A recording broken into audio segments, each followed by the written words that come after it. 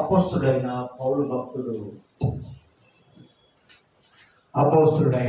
భక్తుడు కొరింథీయులతో మాట్లాడుతూ చక్కని మాట ఈ దినము మన మధ్యలోనికి తీసుకొని వచ్చాడు. దేవుని అద్భుతాలు ఎలా ఉంటాయో ప్రియమైన దేవుని బిడ్డలారా, ఈ దినము గమనిద్దాం. ఈ పునరుద్ధాన దినమున దేవుడు మాట్లాడుచున్న మాట ఎంత సత్యంగా ఉంటుందో ఒకసారి గమనిద్దాం. 2వ కొరింథీయులకు రాసిన పత్రిక 1వ అధ్యాయము 7వ వచనము గమనించినట్లయితే, మీరు శ్రమలలో ఎలాగూ పాలివారై ఉన్నారో ఎలాగూ పాలివారై ఉన్నారో అలాగే ఆదరణలోను పాలివారై ఉన్నారని ఎరుగుదుము. కనుక మిమ్మల్ని గూర్చిన మా నిరీక్షణ స్థిరమై ఉన్నది. హల్లెలూయా, దేవునికి మహిమ కలుగును గాక. కొరింథీయులో ఉన్నటువంటి సంఘ విశ్వాసులతో మాట్లాడుచు వారికి ఒక లేఖ రాస్తున్నాడు.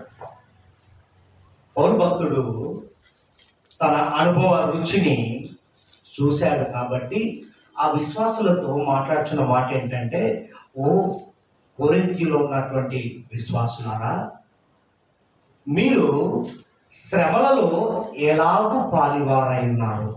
అంటే అర్థం ఏంటి? శ్రమలలో నలిగిపోతున్న మీరు, శ్రమలలో ఆ ఉచ్చులో పడి ఉన్న మీరు, ఆ శ్రమలలో ఈదుకుంటున్న మీరు ఎలాగున్నారో అలాగే ఆదరణలోను పాలివారై ఉన్నారని ఎరుగుదుము అంటున్నాడు పౌలు.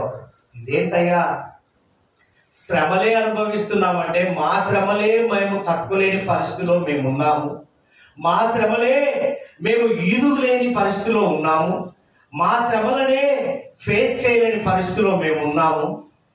ఈ శ్రమల్లో ఉంటూ మేము ఆదరణ ఇవ్వాలా? ఇదేంటి అనే మాట బహు చంచి వేస్తుందండి హృదయాలను. గమనించండి ఈ దినాంశము. ప్రియమైన దేవుని బిడ్డలారా, దేవుని సొత్తైన ప్రజలారా బాగా గమనించండి. ఈ దినము కొరింథీయు సంఘముతో మాట్లాడుతూ ఈరోజు మనతో మాట్లాడుచున్న మాట ఏంటో తెలుసా? మీరు శ్రమలలో ఎలాగూ పాలివారై ఉన్నారో అలాగే ఆదరణలోనూ పాలివారై ఉన్నారని నమ్ముచున్నారు అంటున్నాడు కదా. దీనికి ఒక గొప్ప సందర్భమైన అంశాన్ని మన ముందు పెట్టాడు. ఏంటనగా, ఆదరణ అనుభవించు, ఆదరణ అందించు. ఏం చేయాలంట? ఆదరణ అనుభవించాలి, ఆదరణ అందించేవారిగా ఉండాలి. శ్రమలలోనే ఎక్కువ అనుభవం వస్తుంది. ఆ అనుభవంలోనే నువ్వు ఎదుటి వారిని ఆదరించే పనిలో ఉండాలి అంట. ఎంత చక్కగా కొరింథీ సంఘంతో మాట్లాడుతూ, ఆ కొరింథీలో ఉన్న సంఘ విశ్వాసులతో మాట్లాడుతూ ఈరోజు మనతో మాట్లాడుతున్నాడు. దీన్ని చెప్పడానికి ఇదే ఎందుకు ఈ దినము దేవుడు చెప్పాలని ఉద్దేశం కలిగి ఉన్నాడంటే,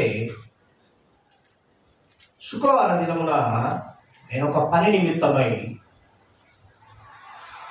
కారు అలా రోడ్డు మీద పార్క్ చేసి ఒక దగ్గర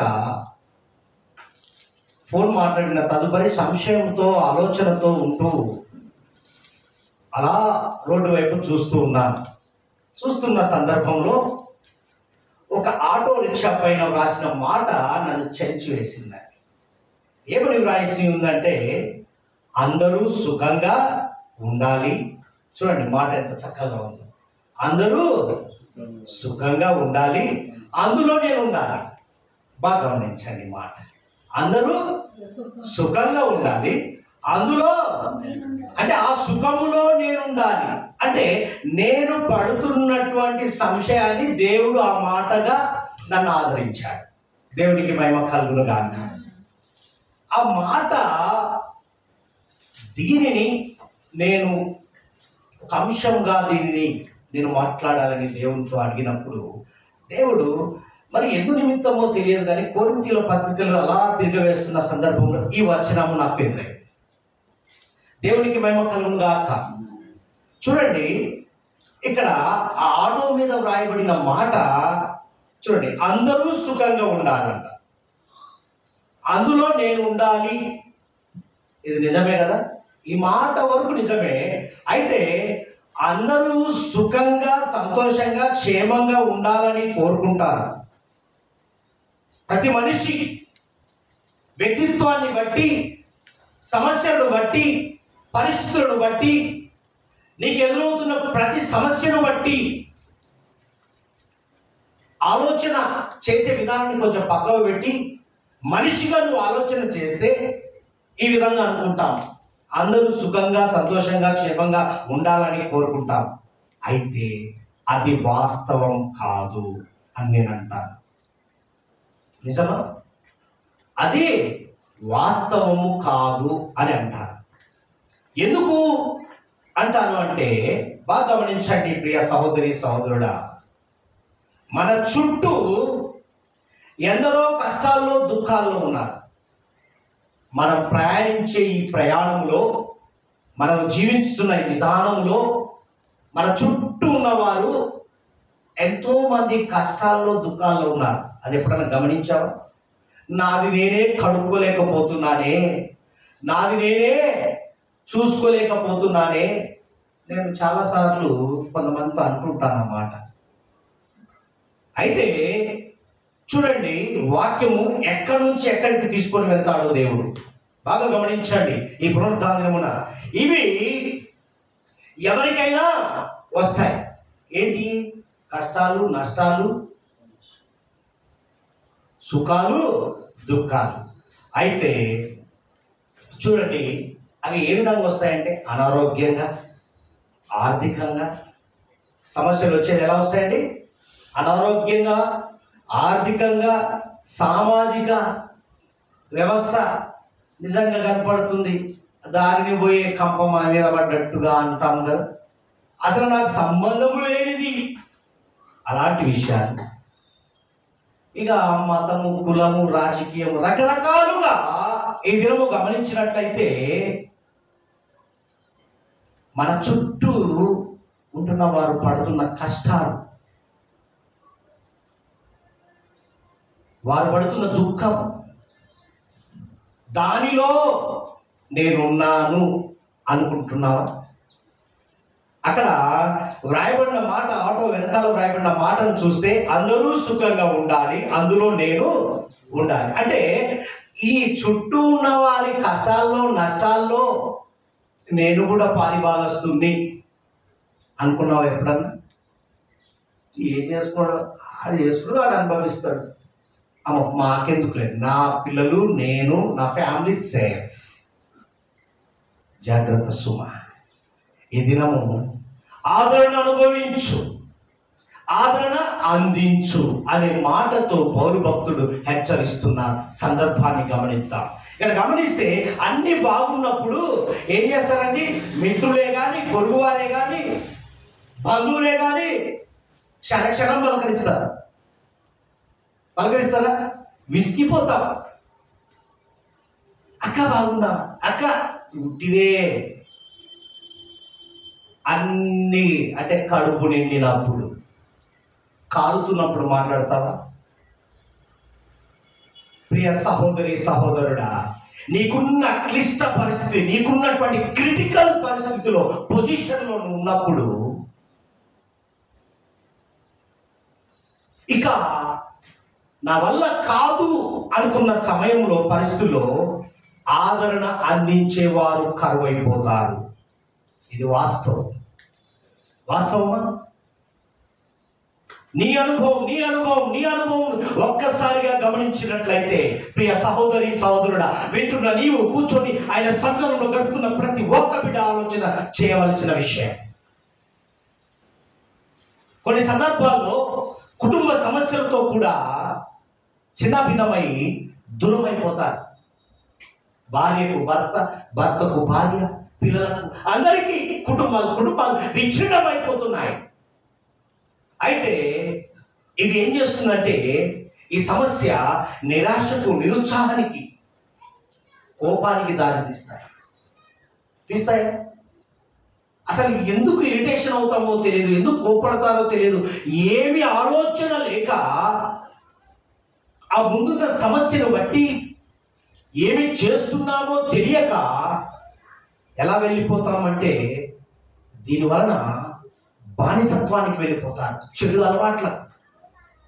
బాగా గమనించండి. కొన్ని కుటుంబాలను మనము వింటున్న సందర్భాలను గమనించినట్లయితే, చూస్తున్న సందర్భాలను గమనించినట్లయితే ఇక్కడ గమనించండి, చెడు అలవాట్లకు బానిస అయిపోయి వాటి నుండి బయట పడలేక, పరిష్కారము దొరకక, ఆదరించేవారు లేక,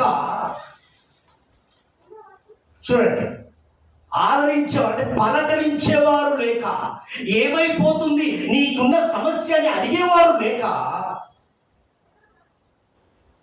చావే మార్గము అని ఎంచుకుంటారు. అలా ఎంతమందో కనుమరుగైపోయారు. చూసారా? దేవునికి మహిమ కలుగును గాక. అందుకే ఈ దినము పౌలు భక్తుడు, ఓ కొరింథీయులారా, కొరింథీలో ఉన్నటువంటి సంఘ విశ్వాసులారా, ఈ దినము మాట్లాడుచున్న మాటను గమనించినట్లయితే 3వ వచనానికి వెళ్దాం. 3వ వచనంలో చూడం, కనికరము చూపు తండ్రి సమస్తమైన ఆదరణను అనుగ్రహించు దేవుడు మన ప్రభు అయిన యేసు క్రీస్తు తండ్రియునైన దేవుడు స్తుతింపబడును గాక. హల్లెలూయా. చూడండి ఏమంటున్నాడు, కనికరము చూపు తండ్రి సమస్తమైన ఆదరణను అనుగ్రహించు దేవుడు. బాగా గమనించారా? నువ్వు పడుతున్న ఈరోజు శ్రమ, కష్టము కానీ, నష్టము కానీ, సుఖము కానీ, దుఃఖము కానీ, ఏదైనా సరే నీ చుట్టూ ఉన్నవారు ఆదరించారు, నీ చుట్టూ ఉన్నవారు పలకరించారు, నీ చుట్టూ ఉన్నవారు తొంగి చూడాలి. కానీ ఆ పరమ తండ్రి మాత్రము కనికరము గల తండ్రి. మనుష్యులకు కనికరం ఉండకపోవచ్చు, నీతో నడుస్తున్న వారికి కనికరం ఉండకపోవచ్చు, నిన్ను సృష్టించిన సృష్టికర్తకు మాత్రం నీ మీద కనికరం ఉంటుంది. అందుకే ఆ రాయబడిన మాట చూడండి, కనికరము చూపు తండ్రి. ఏమైనా దయదలిశావా మా మీద అంటాం, మనుషులం కదా. కానీ కనికరము చూపే తండ్రి వైపు ఎప్పుడైనా చూచావా? నీకున్న పరిస్థితిని బట్టి అన్నీ ఉన్నప్పుడు దేవుడు గుర్తుకురాడు, ఏమి లేనప్పుడే దేవుడి దగ్గరికి వస్తాం, ఏమి లేనప్పుడే అందరూ గుర్తొస్తారు. అన్నీ ఉన్నప్పుడు ఒక మాట, అన్నీ ఉన్నప్పుడేమో అందరూ వస్తారు. బెల్లం ఉన్న చోట ఈగలు. సామెతలు చాలా బహు ఘనంగా చెప్పుకుంటాము, కానీ నీ జీవితాన్ని మార్చే సామెతలు కాదవి. ఇది నీ జీవితాన్ని మార్చే సంఘటన ఈరోజు ముందు పెట్టాడు. ఈ దినము బాగా గమనించండి. నేను మాట్లాడలేనేమో అనుకున్న నన్ను, నేను నిలబడలేనేమో అనుకున్న నన్ను, నాకున్న ప్రతిదీ ఆయన నా పట్ల జరిగిన కార్యమును బట్టి దేవుని కొందరు తెలియజేస్తున్నా. ఈరోజు బహు బలంగా నిలబెట్టాడు. దేవునికి మేము కలుగును గాక. ఈ వారమంతా సవి చూసిన సందర్భాలను బట్టి, నాకు ఇచ్చినటువంటి ఈ అంశాన్ని బట్టి దేవునికి వందనాలు తెలియజేస్తున్నాను. ఇది మాట్లాడు అన్నాడు. ఇది మాట్లాడడానికి కూడా నాకు సమయం దొరకలేదు. సెర్చ్ చేశాను. ఉదయకాలము 9:30 గంటలకు దేవుడు నన్ను కూర్చోబెట్టాడు. ఇది సాధ్యమా అనుకున్నాను, సాధ్యపరిచాడు. ఎందుకు నిమిత్తము మాట్లాడుతున్నాడో తెలుసా? కనికరము చూపే తండ్రి కాబట్టే మాట్లాడుతున్నాడు. ఎస్, నా మీద కనికరము చూపిన తండ్రి సంఘం మీద చూపించడా? సమాజం మీద చూపించడా? నీ మీద, నా మీద, మన మీద చూపించే తండ్రి మనకు తోడుగా ఉన్నాడని తెలుసుకోవాలని చెప్పి ఈ దినము మనతో మాట్లాడుతున్నాడు పౌలు భక్తుడు. తన అనుభవంలో కొరింథీ సంఘముతో మాట్లాడినట్టుగా ఈరోజు ఈ సంఘముతో మాట్లాడుతున్నాడు. నీతో నాతో మనతో మాట్లాడుతున్న మాట ఏంటంటే కనికరము చూపే తండ్రి, సమస్తమైన ఆదరణ అనుగ్రహించే, సమస్తమైన ఆదరణ ప్రతి విషయంలో, ప్రతి సందర్భంలోనూ, ప్రతి చోట. మనుష్యులు చూపించరు. నీ స్నేహితులు కాదు, బంధువులు కాదు, అబ్బా ఇంకా ప్రాణానికి ప్రాణం అన్న వారు కూడా పక్కకు పోతారు. నిన్ను సృష్టించిన సృష్టికర్త మాత్రం నిన్ను వదలడు. హల్లెలూయా. అందుకే మాట్లాడుచున్న మాటలు చూద్దాం. ఇక్కడ చూడండి, కనికరము చూపు తండ్రి, సమస్తమైన ఆదరణ అనుగ్రహించు దేవుడు, మన ప్రభు అయిన యేసు క్రీస్తు తండ్రి అయిన దేవుడు స్తుతింపబడును గాక. హల్లెలూయా. అందుకే పేతురు గారు రాస్తారు, ఈ మాటకు చక్కని మాట రాస్తాడు. మొదటి పేతురులో రాయబడిన మాట చూడండి. పేతురు రాసిన పత్రికలో ఒక చక్కని సందర్భము ఇక్కడ మనకు ఎదురవుతుంది. చూద్దాం. మొదటి పేతురు రాసిన పత్రిక 5వ అధ్యాయము 7వ వచనాన్ని గమనించమ్మా. 5వ వచనం చదువు బాబు. చిన్నలారా మీరు పెద్దలకు లోబడి ఉండుడి, మీరందరూ ఎదుటివాని ఎడల దీన మనస్సును వస్త్రము ధరించుకొని మిమ్మల్ని అలంకరించుకొనుడి. చూడండి ఎంత సందర్భమైన వచనం. ఎదుటివాని విషయములో, ఎదుటి వారి విషయంలో. నీ విషయంలో అంటున్నాడా దేవుడు? నీ కుటుంబం విషయంలో అంటున్నాడా? నిన్నువలే నీ పొరుగువాన్ని. అది ఆయన కాన్సెప్ట్ వేరండి, నీ కాన్సెప్ట్ వేరు. కానీ నీ కాన్సెప్ట్ పనికిరాదు దేవునికి. ఆయన కాన్సెప్ట్ను జోడు చేసుకొని నడవాలి అని దేవుడు ఎదురు చూస్తున్నాడు. ఇక్కడ గమనించండి, చిన్నలారా మీరు పెద్దలకు లోబడి ఉండుడి, మీరందరూ ఎదుటివాని ఎడల దీన మనస్సును వస్త్రము ధరించుకొని మిమ్మల్ని అలంకరించుకొనుడి. దేవుడు అహంకారాన్ని ఎదిరించి దీనులకు కృప, దీనులకు దీనమైన మనస్సు కలిగిన నీకు నాకు మనకు దయచేయించున్నాడు. దేవుడు తగిన సమయమందు మిమ్మల్ని హెచ్చించినట్లు ఆయన బలిష్టమైన చేతి క్రింద దీన మనస్సులై. హల్లెలూయా. చూడండి, ఆయన మిమ్మల్ని గూర్చి చింతించుచున్నాడు కనుక మీ చింత యావత్తు అంతేనండి. సింపుల్ గా అంటున్నాడు. ఏమంటున్నాడు? ఆయన మిమ్మల్ని గూర్చి ఏమని? వీడికి ఉన్న సమస్యలేంటి, వీడికి ఉన్న ఇరుకులేంటి, ఇబ్బందులేంటి నాతో చెప్పకుండా హేళన చేసే వాని దగ్గరికి వెళ్తున్నాడే, వాడు ఏం చేస్తాడు, ఒక్కసారి నా దగ్గరికి రావట్లేదే అని ఎదురు చూస్తున్న దేవుడు నీతో మాట్లాడుతున్న సందర్భం ఏంటంటే ఈరోజు అంటున్నాడు. ఏమంటున్నాడమ్మా? ఆయన మిమ్మల్ని గూర్చి చింతించుచున్నాడు కనుక మీ చింత యావత్తు. ఆడ ఆటో మీద ఏం రాయబడిందండి? అందరూ సుఖంగా ఉండాలి.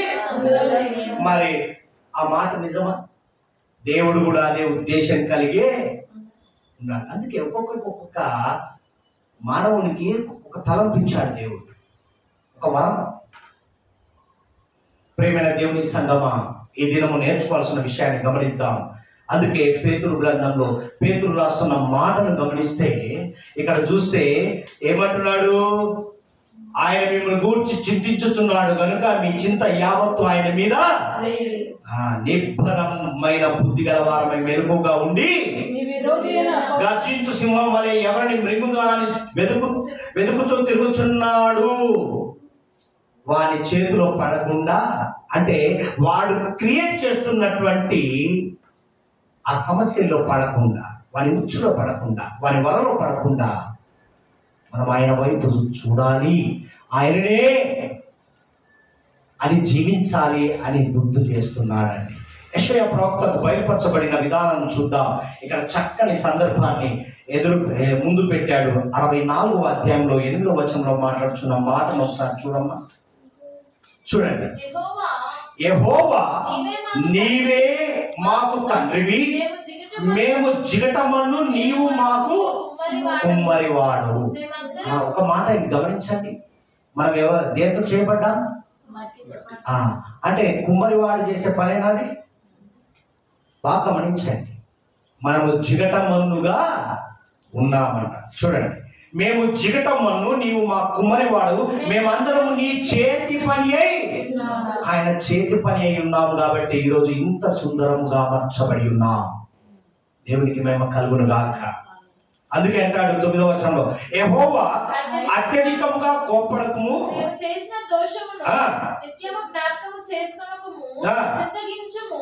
దయచేయము. హల్లెలూయా. అదండి విషయం. ప్రియమైన దేవుని బిడ్డలారా, ఈ మాటలతో యేసు ప్రభు మనకు పరిచయం అయ్యాడు. ఏ మాటలు? ఆదరించే మాటలు, బలపరిచే మాటలు, నేను నిలబెట్టాలని ఆశ కలిగి ఆసక్తి కలిగి నీ వెంటే పడుతున్నాడు. నువ్వు మాత్రమేమో లోకం వెంబడి పడుతున్నావు, వాని ఉచ్చులోనికే పోతున్నావు, కానీ ఆయనను వెంబడించడం లేదు. ఇక్కడ గమనిస్తే ఆదరణ అంటే ఏమన్నాడు? అంశం ఏమంటున్నాడు? ఆదరణ అనుభవించు, ఆదరణను అంటే అర్థం ఏంటి? ఆదరణ అంటే నీ ప్రక్క ఉండడం, నీ ప్రక్కనే ఉండడం. నా పక్కకే ఉంది. చాలా మంది స్త్రీలు డెలివరీ అయ్యేటప్పుడు అనే మాట భర్త, తల్లిదండ్రులను, లేకపోతే ఏదైనా భయము కలిగినప్పుడు, ఏదైనా చాలా మంది మాట్లాడుతున్న సందర్భం ఇది. కానీ నీ ప్రక్కన ఉండడము అంటే యేసయ్య నీ ప్రక్కనే ఉండడము. ఆదరణ అంటే, ఆదరణ అంటే ఏంటండి? దేవుడు నీ ప్రక్కకే ఉన్నాడు అనేది నువ్వు గమనించాలి. మనం అనుకుంటా, నా బల్గం చాలా, నాకు ఆందోళన, నాకు ఇంతమంది అంతమంది, అంత ఉట్టిదే. నీ దగ్గర ఉంటేనే బలగం, బాంధవ్యం. నీ దగ్గర ఏమి లేదనుకోండి, వస్తారా, పలకరిస్తారా, చూస్తారా, తొంగి కూడా ఒకప్పుడు ఇప్పుడు పోల్చుకో. దేవుడు నీ పక్కకుంటే ఆదరణే వేరే.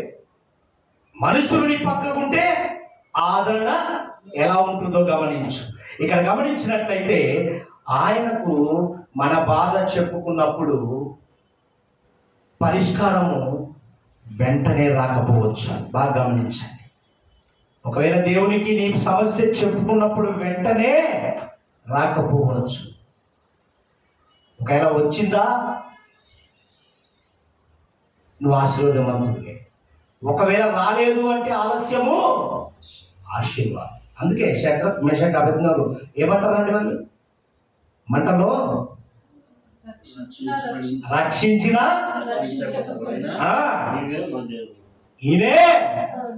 మరి ఆ విశ్వాసం మనలో ఉండును గాక.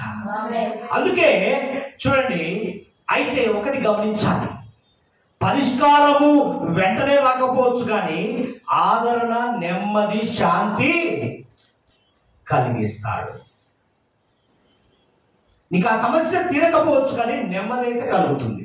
అంటే ఒక టైం, ఒక శాంతి కలుగుతుంది. ఆదరణ అయితే అంటే నేను ఉన్నాను అనే ఆదరణ కలుగుతుంది. అంటే దేవుడు ఏదో ఒక వ్యక్తి ద్వారా, ఏదో ఒక ద్వారా నీకు ఆదరణ, నెమ్మది, శాంతిని కలుగజేస్తాడు.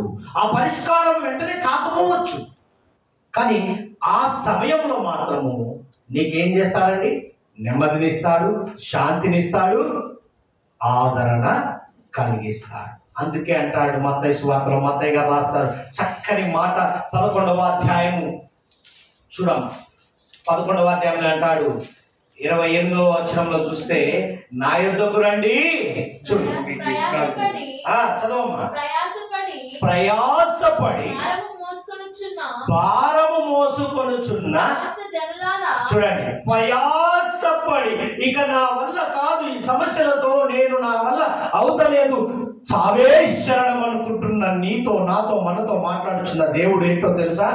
ప్రయాసపడి భారం మోసుకొనుచున్న సమస్త జనులారా నా యొద్దకు రండి, నేను మీకు విశ్రాంతి. హల్లెలూయా. ఎవరైనా అంటారండి ఆ మాట? ఎవరైనా అంటారా? నీకున్న సమస్యల్లో, నీకున్న ఇరుకుల్లో, ఇబ్బందుల్లో మేము మాట్లాడగలము, కానీ మేమైతే అష్యూరెన్స్ ఇవ్వలేము, షూరిటీ ఇవ్వలేము, మేము ముందు పడలేము అంటారా? ఇది నిజము. ఆ ఆటో వాడు ఏ ఉద్దేశంతో రాశాడో కానీ దేవుడు ఆ ఉద్దేశాన్ని సఫలపరచును గాక. ప్రియమైన దేవుని బిడ్డలారా, అందుకే అంటాడు, నేను సాత్వికుడను, దీన మనస్సు గలవాడును గనుక మీ మీద నా కాడి ఎత్తుకొని నా యుద్ధ నేర్చుకొనుడి, అప్పుడు మీ ప్రాణములకు విశ్రాంతి దొరుకును. ఏలైనగా నా కాడి సులువుగాను నా భారము తేలికగాను.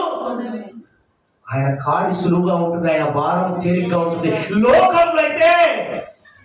లోకంలో కాడి ఎలా ఉంటుందో తెలుసా? భారం.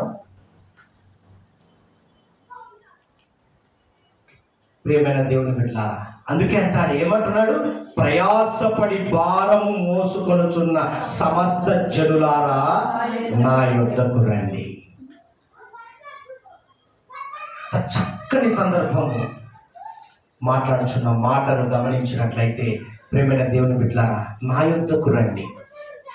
ఎవరైనా అంటారా? ఇది ఆయన సృష్టించిన సృష్టికర్త నియమములు, నిబంధనలు నీ పట్ల, నా పట్ల, మన పట్ల నెరవేరుస్తున్నాడు. నువ్వు నశించిపోట, నువ్వు త్రోవ తప్పిపోట ఆయనకి ఇష్టము లేదు.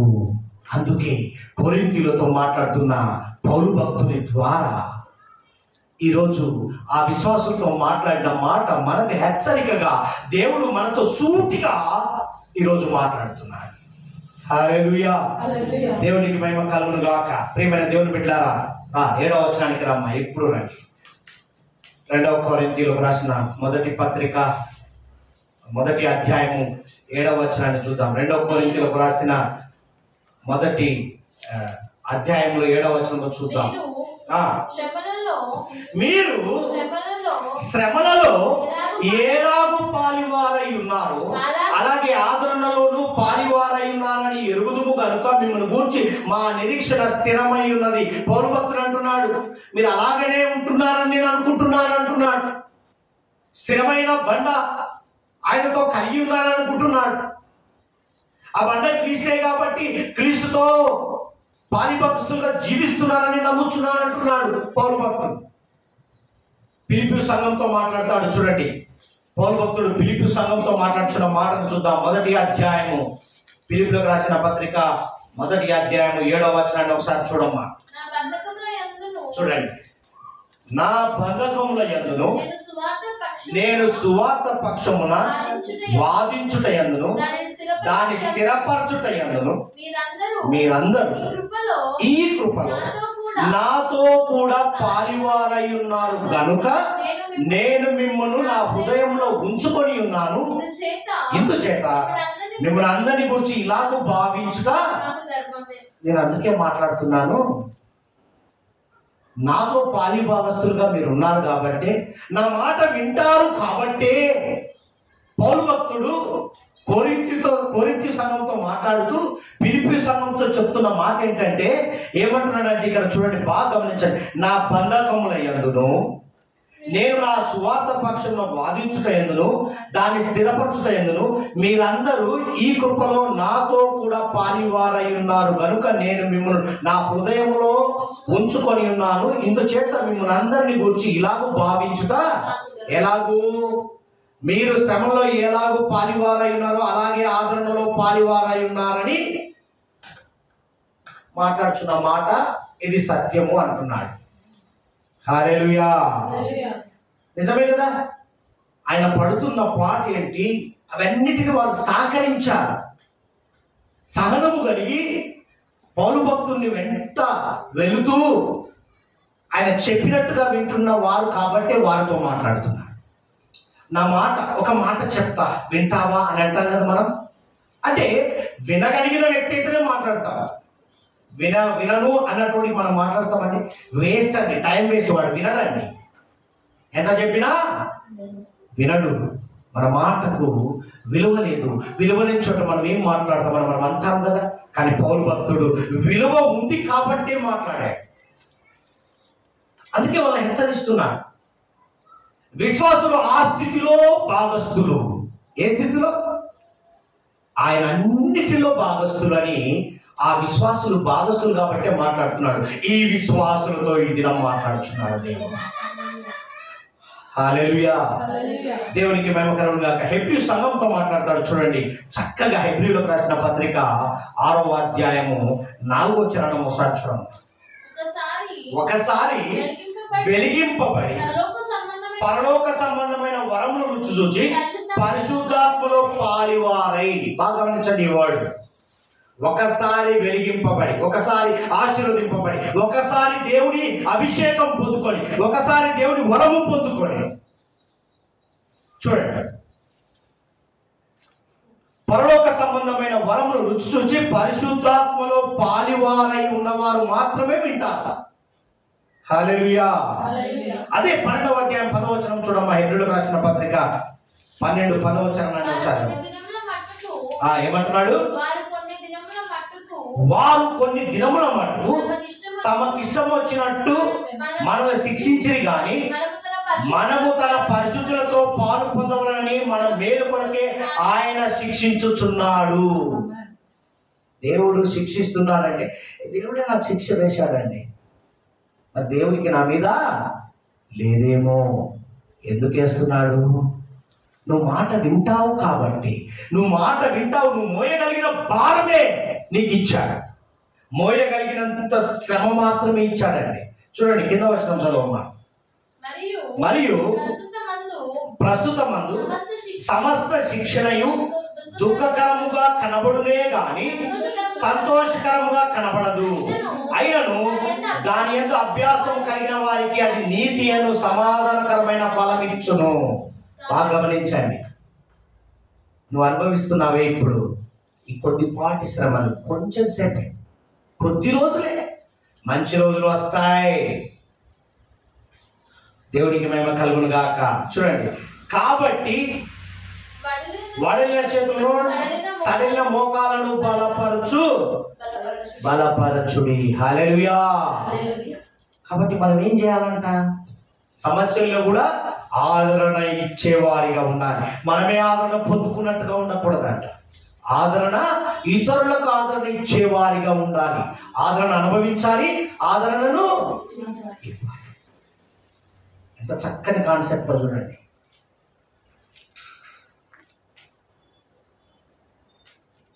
అదేదో అంటాం కదా, మీ ఇంటికి వస్తే ఏమిస్తారు, మా ఇంటికి వస్తే ఏమి తెస్తారు. హల్లెలూయా.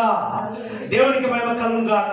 పేతురు గారు రాస్తారు చూడండి. మొదటి పేతురు 4వ అధ్యాయంలో 12-13 వచనాలు చూడమ్మా. ప్రియులారా, మిమ్మల్ని శోధించుటకు మీకు కలుగుచున్న అగ్ని వంటి మహాశ్రమను గూర్చి మీకేదో ఒక వింత సంభవించినట్టు ఆశ్చర్యపడకుడి. నిజంగా గమనించండి ప్రియ సహోదరి సహోదరుల.